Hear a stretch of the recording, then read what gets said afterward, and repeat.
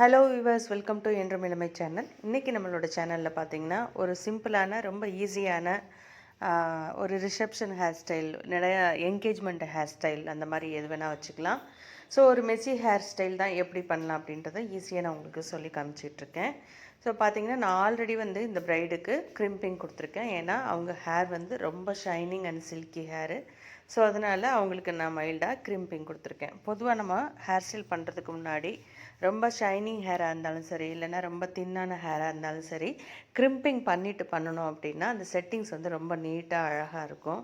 So நான் இப்போ வந்து ஃப்ரண்ட் லேயரை மட்டும் எடுத்து பேக் கோம் பண்ணியிருக்கேன். அடிஷ்னலாக நம்ம இன்னும் கொஞ்சம் ஹை பஃப் கொடுக்கணும்னு நினச்சா நம்ம அடிஷ்னலாக பஃப் வைக்கலாம். பட் நான் அவங்களோட ஹேர்லேயே பண்ணியிருக்கேன். இந்த மாதிரி நல்லா பேக் கோம் பண்ணிவிட்டு அதில் வந்து ஹேர் செட்டிங் ஸ்ப்ரே வந்து பண்ணிடுங்க.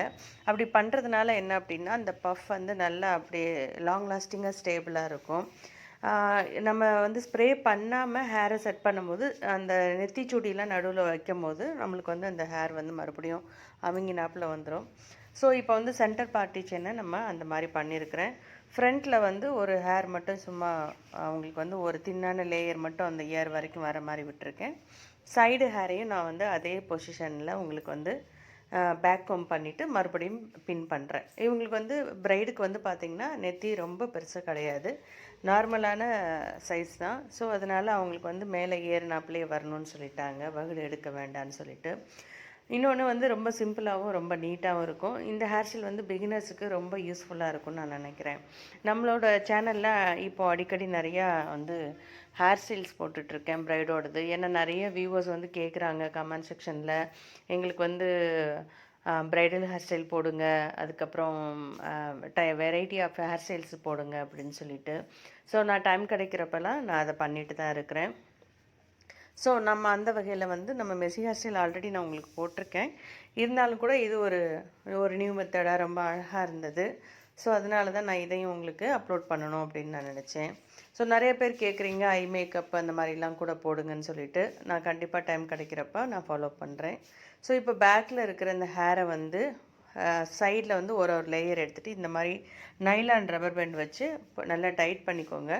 அதுக்கப்புறம் நம்ம வந்து இந்த அடியில் கூட இந்த ஹேரை உள்ளே இழுத்து விட்டுட்டு சைடில் இருக்க ஹேரை வந்து இந்த மாதிரி நம்ம லைட்டாக கையாலையோ அல்லது கோம்பாலையோ நம்ம எடுத்து விட்டோம் அப்படின்னா ரொம்ப அழகாக இருக்கும். ஃபஸ்ட்டு வந்து நம்ம இந்த ரப்பர் பேண்டை கொஞ்சம் டைட்டாக போட்டுக்கணும். லூஸாக இருந்துச்சு அப்படின்னா அந்த ஃபினிஷிங் ரொம்ப நல்லா வராது. ஸோ இதே மாதிரியே அடுத்தடுத்த லேயர்ஸையும் நம்ம இது மாதிரி பண்ணிக்கணும். ஸோ இப்போ பார்த்தீங்கன்னா நம்மளோட அகாடமியில் கிளாஸஸும் நாங்கள் கண்டக்ட் பண்ணுறோம். ஸோ பியூட்டிஷியன் கோர்ஸ் பழக விரும்புகிறவங்க, ஹேர் ஸ்டைல்ஸ் பர்டிகுலராக பழகணும்னு நினைக்கிறவங்க எல்லாருமே நீங்கள் வந்து வரலாம் தாராளமாக. உங்களுக்கு டீட்டெயில்ஸ் ஏதாச்சும் வேணும்னா நீங்கள் கண்டிப்பாக டைரெக்டாக மெசேஜ் பண்ணலாம். நான் வாட்ஸ்அப் நம்பர் கொடுத்துருக்குறேன், அதுலேயும் நீங்கள் மெசேஜ் பண்ணி கேட்டுக்கோங்க. ஸோ உங்களுக்கு ரொம்ப யூஸ்ஃபுல்லாக இருக்கும் இந்த கிளாஸு.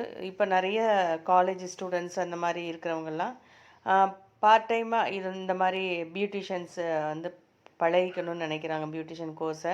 ஏன்னா பார்ட் டைம் ஜாப் பண்ணுறதுக்கு இது ரொம்ப ஒரு ஈஸியான ரொம்ப ஒரு கம்ஃபர்டபுளான ஃபீல்டுன்னு சொல்லலாம் கேர்ள்ஸை பொறுத்த வரைக்கும். ஸோ அதுக்காக தான். ஸோ ஆர்வமாக இருக்கிறவங்க வந்து நீங்கள் தாராளமாக மெசேஜ் பண்ணி டீட்டெயில்ஸை கேட்டுக்கோங்க.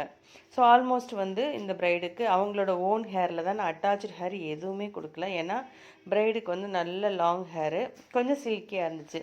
கீழே வர வர மட்டும்தான் கொஞ்சம் தின்னாக இருந்துச்சு. பட் ஓகே, ரொம்ப அந்தளவுக்கு தின் கிடையாது. ஸோ ஆல்மோஸ்ட் வந்து ஹேர் வந்து ஃபினிஷ் ஆகிடுச்சு. நம்ம நல்லா இந்த ரப்பர் பேண்ட்ஸ் எல்லாம் முடிஞ்சதுக்கப்புறம் மறுபடியும் நம்ம கையால் செக்ஷனை தனித்தனியாக நல்லா அழகாக எடுத்து விடலாம். ஏன்னா அது கொஞ்சம் நல்ல ஹேர் வந்து அகலமாகவும் நம்மளுக்கு காமிக்கும். ஸோ ப்ரைடுக்கு வந்து ஃப்ளவர்ஸு அவங்களே அரேஞ்ச் பண்ணி வச்சுருந்தாங்க.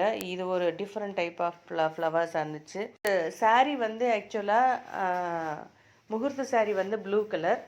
பட் அவங்க கரண்ட்டாக வியர் பண்ணியிருந்தது வந்து pink and blue. And again நாங்கள் மாற்ற போனது வந்து சாண்டல் வித் க்ரீனு. பட் அவங்க காமனாக இருக்கணும்னு நினச்சாங்களா என்னன்னு தெரில. ஸோ அவங்க வந்து ஒயிட் கலர், அதாவது இது கொஞ்சம் மைல்டான சாண்டல் கலர் ஃப்ளவராக இருந்துச்சு. பட் ஓகே, இது எல்லா கலர் சாரீக்கும் சூட்டபுளாகவும் இருக்கும். ஸோ நான் அதையும் ஃபிட் பண்ணிவிட்டு நான் இதை வந்து ஒரு நீடில் வச்சு தச்சுட்டேன். ஏன்னா ஃப்ளவர் விழுகக்கூடாதுன்றதுக்காக நான் அதை காமிக்கலை. பட் நீங்கள் தச்சிட்டிங்க அப்படின்னா மேபி ரொம்ப கம்ஃபர்டபுளாக இருக்கும். ஸோ இந்த ஈஸியான ஹேர் ஸ்டைலை நீங்களும் ட்ரை பண்ணி பாருங்கள். உங்களோட கமெண்ட்ஸை எங்களோட கமெண்ட் பாக்ஸில் கண்டிப்பாக தெரிவிங்க. உங்களோட சப்போர்ட் எங்களுக்கு தொடர்ந்து கிடச்சிட்டே இருக்கணும். Thank you all. தேங்க்யூ.